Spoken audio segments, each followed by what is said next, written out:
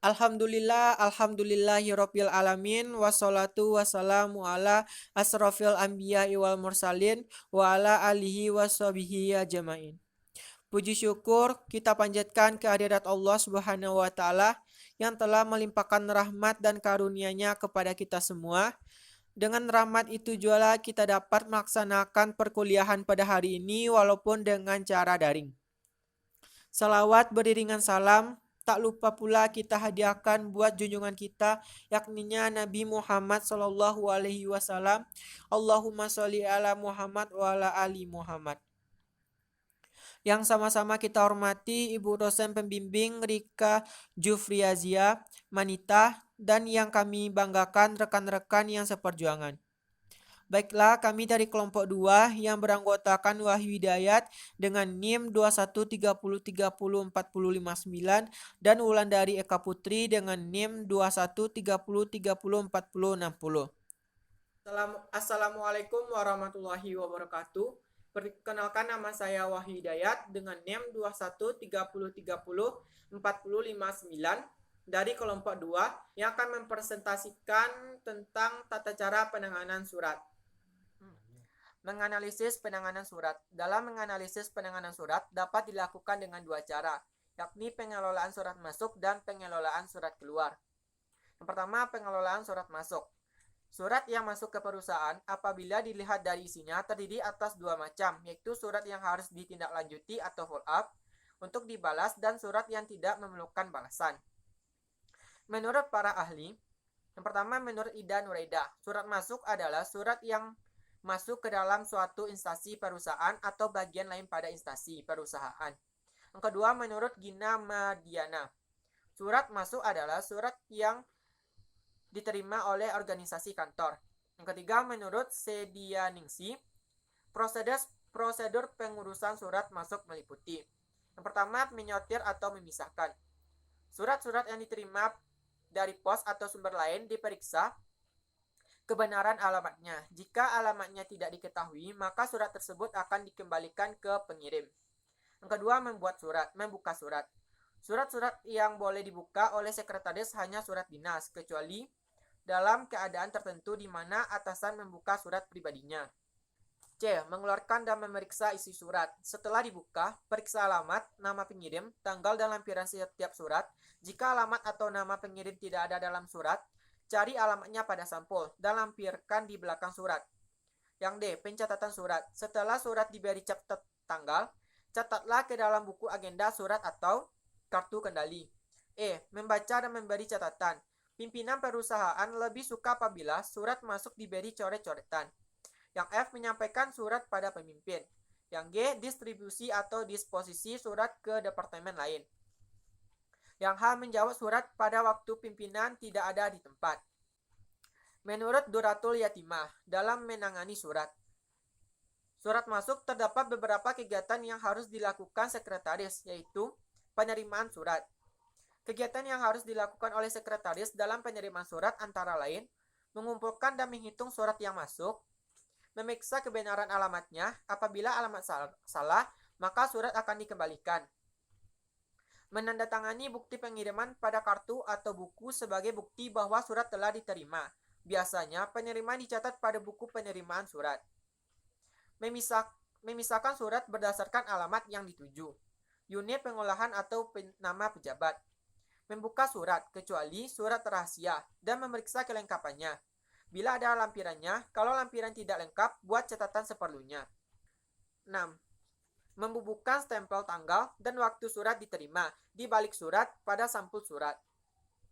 Yang B. Penyortiran surat. Penyortiran surat adalah kegiatan memisahkan dan mengelompokkan surat-surat menurut jenis dan golongannya. Yang C. Pencatatan surat. Pencatatan surat masuk dapat dilakukan dengan menggunakan buku catatan harian atau agenda dan kartu tertentu. Agenda berfungsi sebagai pencatatan surat, sedangkan penataan kartu berarti sekretaris mencatat surat sesuai dengan jenis surat yang masuk. Yang D. Pengarahan surat. Untuk menjalankan tugas pengarahan surat, seorang sekretaris hendaknya mengetahui seluk-beluk aktivitas kantor dan organisasi kantor, serta staf pemimpin. Dalam menentukan arah surat, perlu dipertimbangkan surat mana yang harus disampaikan kepada pemimpin. Yang E. menyimpan surat. Surat yang telah selesai diproses atau didistribusikan kepada pihak-pihak yang berkepentingan, selanjutnya harus disimpan. Penyimpanan dapat dilakukan bila sewaktu-waktu dibutuhkan. Surat tersebut dapat dibaca kembali. Berdasarkan kedua pendapat tersebut, dapat disimpulkan bahwa dalam pengelolaan surat masuk melalui tahap sebagai berikut. Memilih atau menyortir, memisahkan surat, membuka surat, mengeluarkan dan memeriksa isi surat, mencatat surat, membaca dan memberi catatan, menyampaikan atau mengarahkan surat pada pimpinan, menyampaikan surat ke unit pengolahan. 2. Pengelolaan surat keluar. Menurut para ahli, menurut Gina Madina, pengertian surat keluar adalah surat yang dikirimkan oleh organisasi terkait, baik sebagai jawaban maupun tanggapan atas isi surat masuk yang diterima dari satu organisasi, kantor, atau perorangan. Yang kedua, menurut Ida Nureda, menurutnya, surat keluar adalah surat yang dikirim oleh suatu instansi atau perusahaan atau antar bagian dalam instansi perusahaan tersebut. Yang ketiga, menurut Sedianingsih, meliputi menerima pendiktean atau konsep tertulis dari pimpinan dengan mendapatkan tanda tangan pimpinan atau poin-poin yang diberikan pimpinan. Yang B, mencatat pada buku agenda atau kartu kendali setelah dikonsep. Staf sekretaris mencatat surat tersebut, buku agenda atau kartu kendali, data-data, nomor urut, tanggal pengirim, hal dan alamat tujuan. Yang C, mengetik konsep surat bentuk akhir setelah konsep disetujui oleh pimpinan, maka diketik dalam bentuk akhir pada kertas berkepala surat. Meminta tanda tangan kepada pimpinan, surat diberikan kepada pimpinan untuk ditandatangani sebelum surat itu dikirim. Yang E, mengecek surat yang akan dikirim. Jika tidak ada bagian khusus, maka staf sekretaris yang harus mengatur pengiriman surat keluar. Yang F, mendistribusikan surat siap dikirim baik melalui pos, jasa kurir, atau jasa lainnya. Sedangkan prosedur pengurusan surat keluar menurut Gina Madiana, antara lain, pembuatan konsep. Konsep sebaiknya dibuat secara lengkap, disesuaikan dengan bentuk yang dikehendaki oleh organisasi kantor. Yang B, pengetikan konsep surat. Yang sudah mendapat persetujuan dan telah memperoleh kode atau nomor surat, diserahkan kepada unit pengetikan atau penggandaan surat. Yang C, penandatanganan surat. Disampaikan kepada pimpinan atau jabatan yang berwenang untuk menandatangani. Yang D, pencatatan. Dalam pencatatan, kegiatan yang harus dilakukan adalah sebagai berikut. Yang pertama, net surat yang telah ditandatangani, dicap disertai kelengkapan lainnya, seperti lampiran dan amplop, menjadi surat dinas resmi. Yang nomor 2, surat dinas resmi ini lebih dulu dicatat dalam buku verbal oleh petugas yang disebut verbalis. Setelah selesai pencatatan dalam buku verbal, surat siap untuk dikirim. Dengan menggunakan buku ekspedisi inter, surat tersebut diserahkan kepada urusan pengirim atau ekspedisi.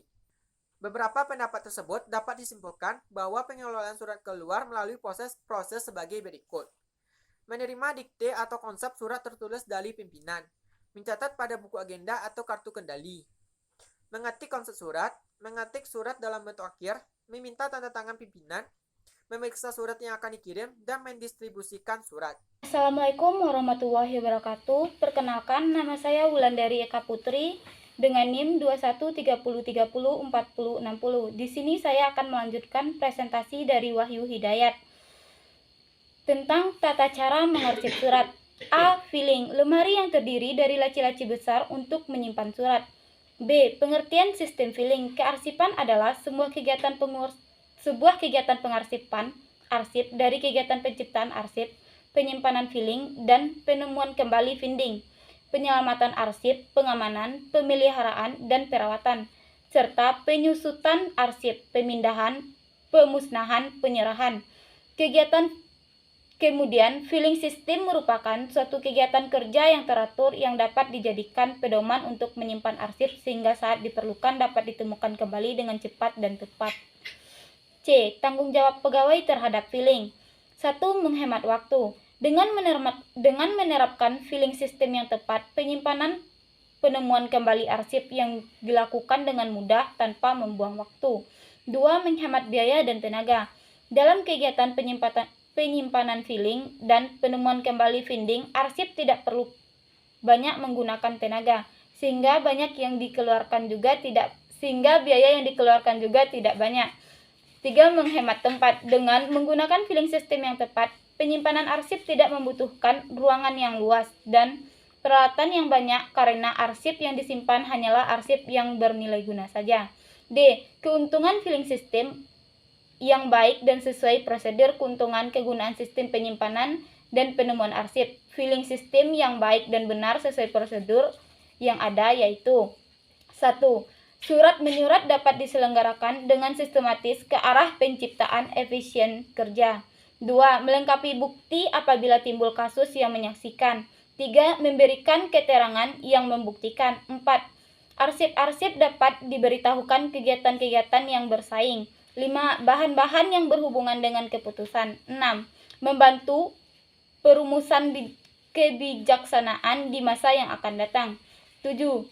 Pengambilan keputusan yang dapat didasarkan akan sistem kearsipan yang baik. Sekian presentasi yang dapat saya sampaikan, terlebih dan terkurang mohon dimaafkan. Saya sudahi dengan wabillahi taufiq wal hidayah. Assalamualaikum warahmatullahi wabarakatuh.